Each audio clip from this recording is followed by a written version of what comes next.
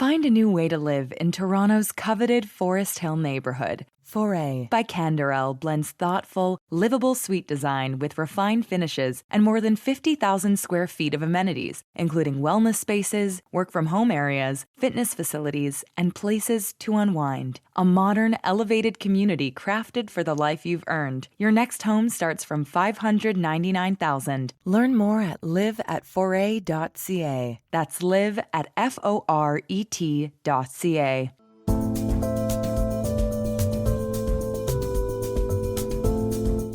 That's all I'm really after, is to be able to go out and go to the bus stop or walk around the park and not have to see this hate. If you've been following all the stories we've covered since October 7th about the weekly anti-Israel protests that have spilled into Toronto's heavily Jewish Bathurst and Shepherd neighborhood, some of what you're about to hear may sound familiar, except this story is in Vancouver, along the historic Jewish stretch of Oak Street, near the Orthodox synagogue Sharet Tzedek, near Max's Bakery and Deli, and stretching north toward Vancouver General Hospital. Local residents say they've spent the last 2 years waking up to fresh anti-Israel graffiti and stickers on sidewalks, utility boxes, bike lanes, and light poles. The messages, written in bright colors, mostly in chalk, are mixed with pro-Palestinian slogans, but also anti-Zionist ones, sometimes featuring the red Hamas triangle with the F word, comparing Israel to ICE agents in the United States, and on and on. Jewish residents say they know who's doing it because he documents his work publicly on Instagram and has launched a GoFundMe page to support what the man describes as his full-time activism. He's repeatedly attracted the attention of police, Jewish organizations, and even security staff at Vancouver General. His slogans have appeared late at night near the Gordon and Leslie Diamond Healthcare Centre there, named after one of BC's best-known Jewish philanthropic families. He also regularly stands near the hospital's Sid and Joanne Bellsberg courtyard waving a Palestinian flag at rush hour. For some Jewish residents nearby, the campaign has become a constant source of anxiety and frustration. Some have bought cleaning supplies and regularly scrub away the messages themselves when the rain doesn't do that first. They call police and Vancouver's 311 service to get the city to come and clean it up. But what started as graffiti complaints has now escalated. Two local residents say they've been having disturbing late-night confrontations, and now they fear for their own safety because the man they say is behind the campaign lives in the neighborhood. The more the message gets out there, the more that people are going to maybe start seeing his point of view, and that maybe not him, but maybe somebody he has directly, indirectly influenced will take action of some sort. I'm Ellen Besner, and this is what Jewish Canada sounds like for Wednesday, May 13th, 2026. Welcome to North Star, the flagship podcast of the Canadian Jewish News, made possible thanks to the Ira Gluskin and Maxine Granovsky-Gluskin Charitable Foundation.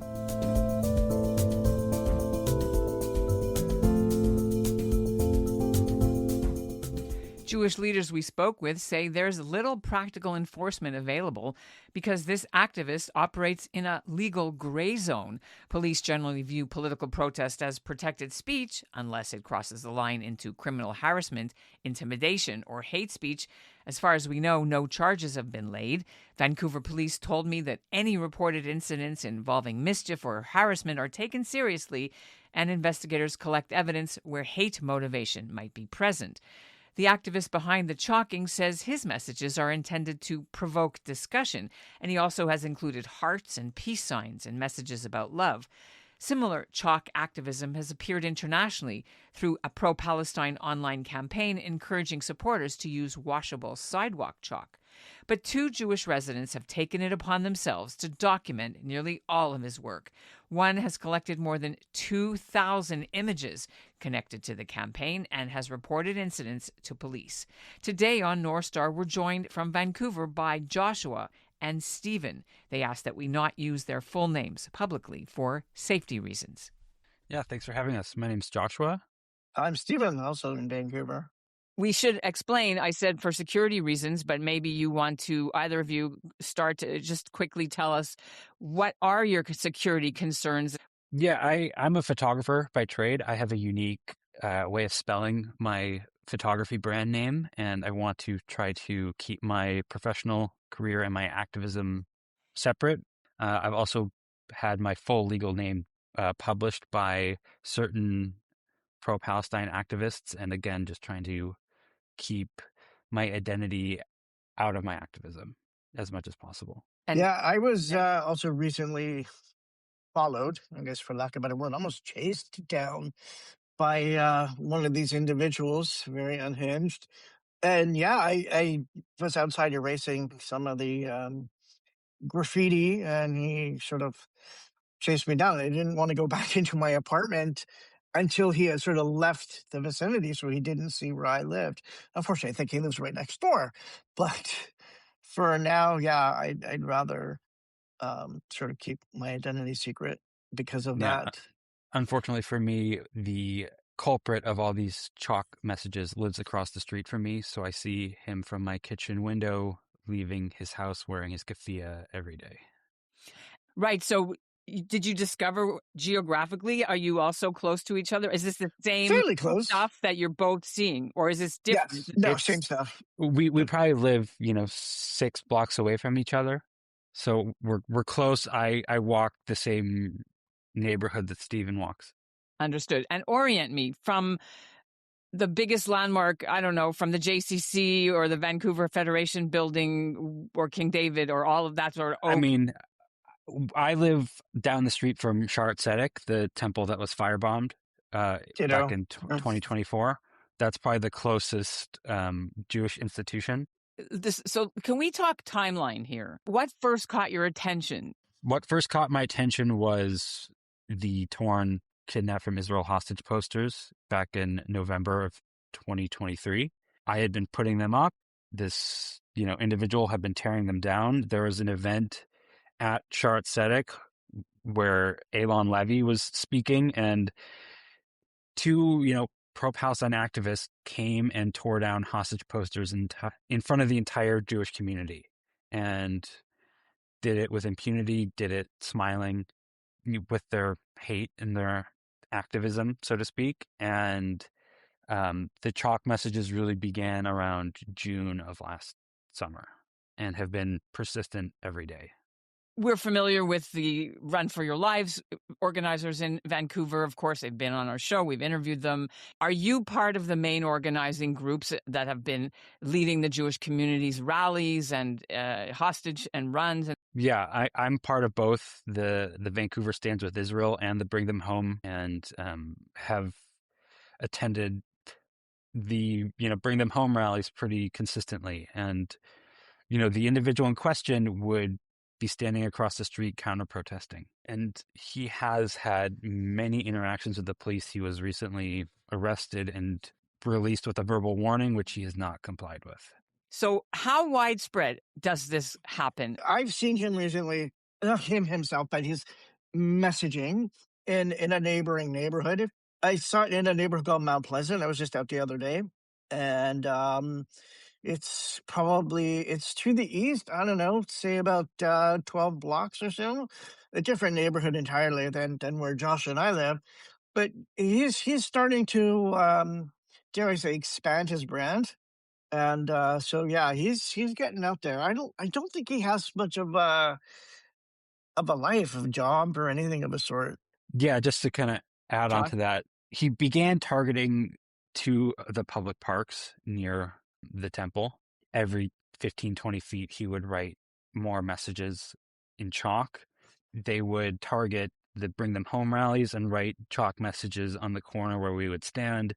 They target the Vancouver Stands with Israel marches, and they will go to the bridge and mark the bridge before the event. What colors chalk does they use? He must order packs. We suspect he's either being paid or someone's paying for his supplies. This individual's created a GoFundMe account to support his own personal activism, and he's referred to our Jewish community as the belly of the beast, and says he's on the, quote, front lines and does mostly solo activism, but he's kind of gathered groupies who come and Well, he will stand at the corner near the hospital and wave a flag during rush hour. He's had other, activists come and wave, a Lebanese flag and another Palestine flag. And every time someone honks at him, he gives, the V for victory sign. When you're talking about flag waving, some, of course, people will say, well, it's free speech. You can wave whatever flag you want, except if there are terrorist flags soon in Canada. You can honk horns. You can walk up and down, freedom of assembly, freedom of speech. We know about these. So when did you feel that this started to become more not just random political graffiti, but actually targeting and crossing the line? His messaging has been pretty overt in its Holocaust inversion and writing things like Holocaust in HD, call out Zeo-Nazis. He's written my name saying Free Palestine from Joshua the Zeo-Nazi at my bus stop. He has been writing messages like Stop Israel Cult Now, referring to the entire state of Israel as a cult. And he's also, again, knowing that he lives in a Jewish neighborhood, which he has referred to as the belly of the beast, he chooses to write messages in front of the temple and along walking routes that, Jews will take walking to temple on Shabbat. And this is Sha'ar Tzedek, or this is? There are probably 3 temples within walking distance of our community. One's an Orthodox, one's a conservative, and one's a Sephardic temple. So he knows he lives in a Jewish neighborhood. He essentially lives across the street from one of the temples. Besides those words, and those are bad enough, Stephen, have you seen anything that's directed towards sort of cross the line that really jumps out that you want to share with our listeners? He's just, profanity, F Israel, and like Josh says, Stop Israel cult. And he's even referred to Israel as Israel. So substituting Ice. Yeah, Israel. ice. When the ice raids started, we're becoming more in the news, I suppose you could say. He started writing Israel, and these were the photos that I had uploaded to the Report It Now. That was the Stop Anti-Semitism, and found that app just by sheer luck. It's just all this profane, and he likes to use the instead of the U for the F bomb, he likes to write like a V, and he likes to put the red triangle or in red. So he knows what he's doing, and he knows that. I'm going to assume he knows. Obviously he's making that design, so he knows what it means to us, and so yeah, he's unhinged. He also makes like a devil tail kind of symbol whenever he's writing the word Israel. He's not stupid. He knows what he's doing. It makes me uncomfortable even giving this airtime, but I want to focus back on you, which is that you both documented this extensively. Give us a sense of how large your archive is now. First, I started by collecting all of the stickers, all of the defaced hostage posters. I would photograph as much as I can. I really did start an extensive digital catalog back in, must have been May of 2024 when I started to speak with the Vancouver Police Diversity and Hate Crimes Unit to really document as much as I can. I also have pretty extensive screenshots of all of his Instagram stories, which, he thinks they will disappear after 24 hours, but we have records going back to June of 2024. I'll photograph my stuff when I see sometimes if it's like really, really bad, and I'll post it onto Facebook, onto Jewish Vancouver Facebook. I'll delete it thereafter. It's there still in the group, but I prefer not to keep the hate. It's just so violent, so disgusting. So I'm a photographer, so I understand the importance of having these digital records, and I will screenshot, I'll photograph, I will catalog it onto a Dropbox, which the VPD has access to, and then I will hide these images from my camera roll. But I have, maybe 2,000 images hidden. So why do you want to hide them? I don't want my camera roll to be full of hate. I want it to be my daily life. Coming up, why the graffiti campaign has now escalated into online doxing, targeting at least 6 neighbors, including our guests. Well, we should ask both of you, what has been the impact on you of doing this work that you've been doing? You want to start, Josh? Unfortunately, I see this person almost every day leaving his apartment. I have, cross paths with him. We've never actually spoken. He knows who I am. He would identify me because I used to wear the bring them home dog tags. Someone saw that and claimed that I was an IOF soldier. And I became aware of him very early on because he would wear a Palestine flag baseball cap and a keffiyeh around the neighborhood. He worked at a local cafe and bike repair shop, and So given you him, have no desire to try to have a coffee and sit down with him and just say, like, dude. I think we are so far apart on this issue, and he is so entrenched in his political belief that it's not going to be a productive conversation. Stephen, go ahead. For me, it's I guess it's not as bad because he has no clue as to who I am. I have photographed him. Actually, I recently photographed him. It was earlier this week. He was out waving his flag, and he does it. It's kitty corner to where I live. So, like, I lived like right across the street from the hospital. He does this right in front of the Bellsburg, what's the Sid and Joanne Bellsburg courtyard. I mean, and it's a high traffic area because it is the hospital. It is a main thoroughfare. And of course, in the summer, I've got my windows open. The honking is just incessant, generally between 5 and 6. And that's really it. I mean, like, if I'm going to erase his stuff, which I do, I'll go out in the wee hours of the night kind of thing. Like a couple of weeks ago, I was out at 4 in the morning. We figure, okay, I'm not going to encounter this guy, and I just don't want to. I don't want to see him. I don't want to like be anywhere near him in his vicinity, in his orbit. And of course, I don't want to get doxxed either. Unfortunately, there was also someone out who was, I call him an acolyte, who, at 4 in the morning was also out, and he started chasing me after he saw me erasing something about where he has it on record that a doctor saying that Israel bombed children and stuff like that. Anyway, he chased me down. He's like, "Oh, I just want to talk to him." I'm like, "I don't want to talk to you, buddy.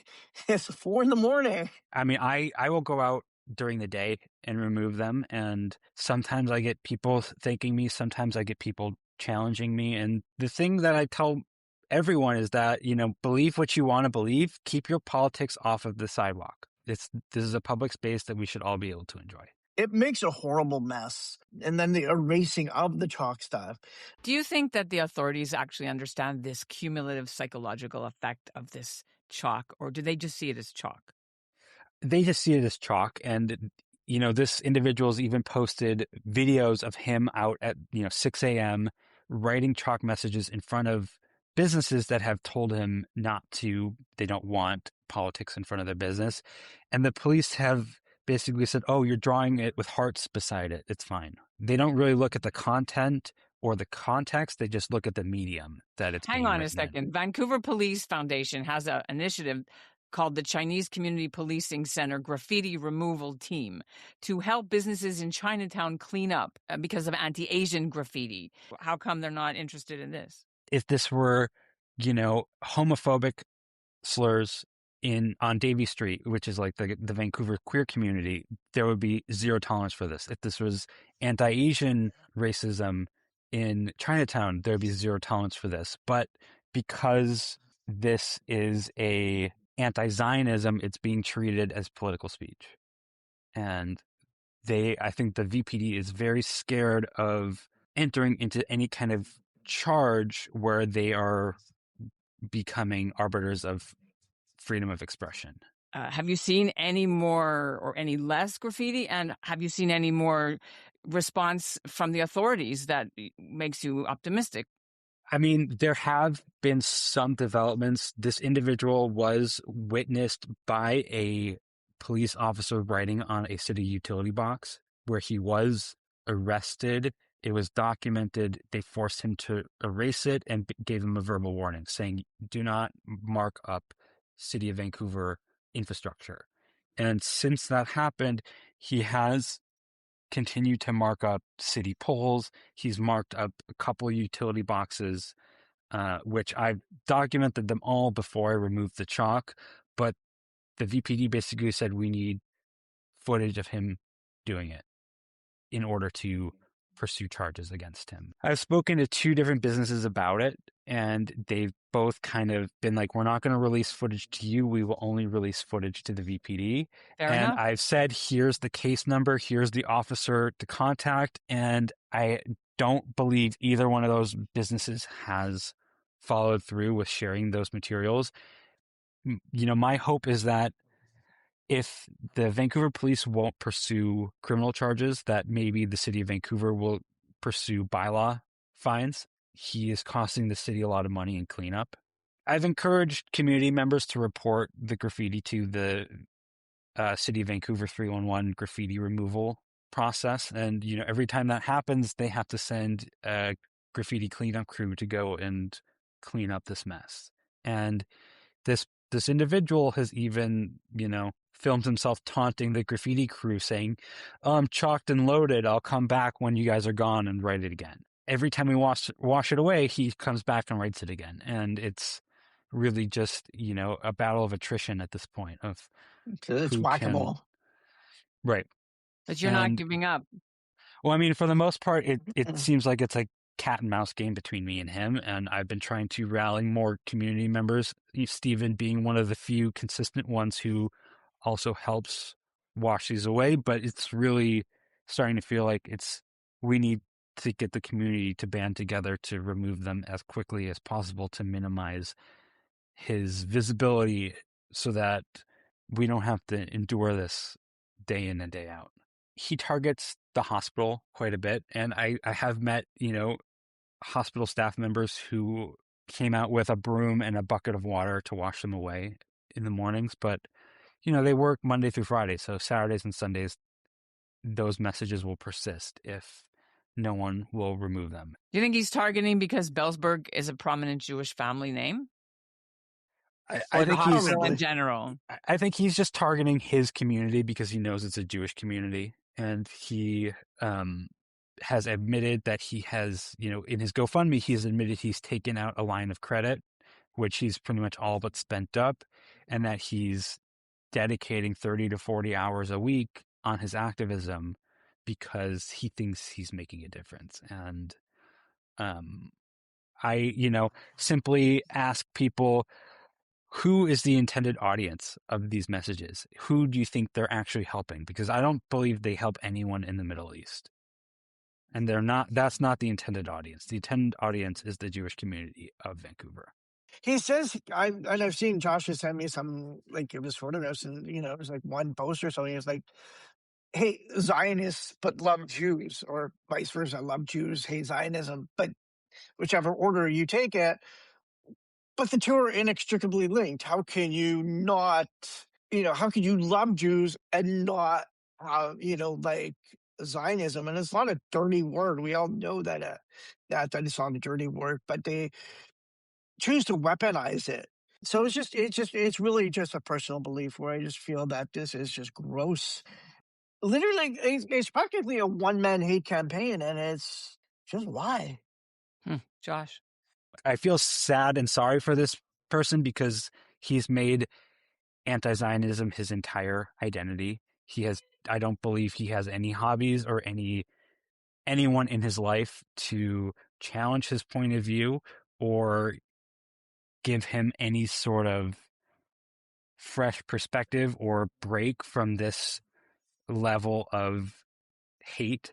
I knew when the hostages came home that this anti-Semitism wasn't going to disappear. It was just going to morph into a new form, and he's gone from tearing down hostage posters to writing anti-Zionist messages. And he's also, focused on other trendy topics. Like sometimes he'll write all eyes on Gaza, Lebanon, Venezuela, Cuba, as if these regions have anything to do with each other. Omni-cause, yeah. Mm-hmm. You mentioned he's gone from defacing posters, spending 40 hours a week on this activism. Are you concerned that this will go farther into physical violence against somebody, including you?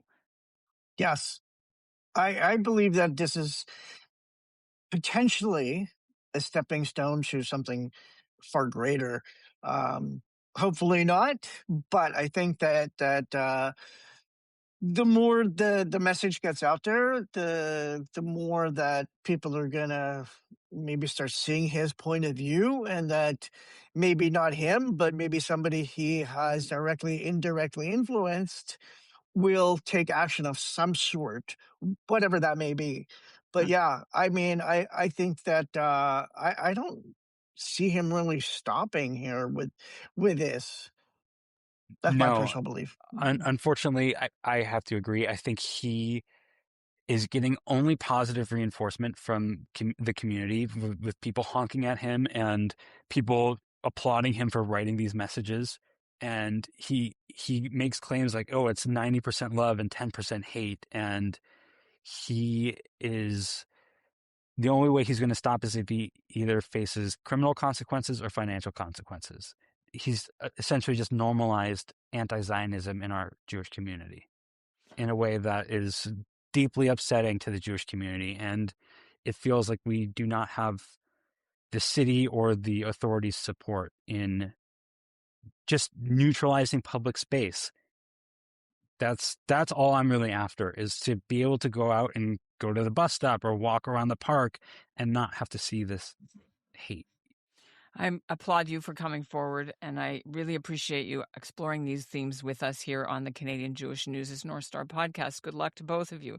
Keep us informed. Thanks for being Thank you here. for having us. Thank you. Appreciate it.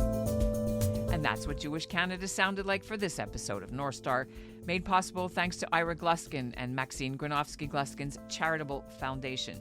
BC just recently became the first province to introduce legislation creating bubble zones around schools and places of worship to prevent harassment and intimidation by protesters, but those protections probably wouldn't cover the entire Oak Street corridor and the stretch running north from Vancouver's major Jewish hub where King David High School is, so is the Federation, the JCC, and the Holocaust Center. Our show is produced by Zachary Judah Kaufman and Izzy Helenchild, with Michael Freeman as the executive director and Alicia Richler as our editorial director. We'd like to hear from you about this story. You can write to us at info@thecjn.ca. Thanks for listening.